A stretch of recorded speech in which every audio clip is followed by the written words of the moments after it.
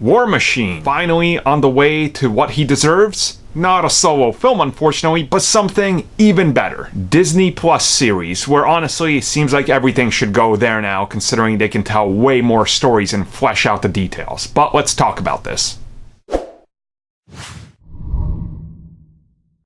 So James Rhodes, aka War Machine, at one point he was actually supposed to get a standalone film way back in the early days of the MCU. Right around the time they were developing Iron Man 2, they were looking to the future and they did actually commission a script for War Machine. War Machine was supposed to happen somewhere after Iron Man 3, but unfortunately things kind of didn't go his way, I guess, and there's a lot you can actually look at and be like, yeah, okay, this makes sense because this is the direction they went in. War Machine as a film would have used up another film slot, which means we probably wouldn't have gotten some of the current films we actually have. So ultimately the ideas were scrapped. But War Machine as a Disney Plus series would make a whole lot of sense. And if you just look at the character and you look at the way that he's integrated into the MCU, you can see why a character like that would cost a whole lot less than like an actual Iron Man TV series, for example, because War Machine has that one armor, the people he's working for, not so much about all the tech and constantly, inventing new things. So it makes a whole lot of sense to me on why you would want to put War Machine somewhere like Disney Plus. And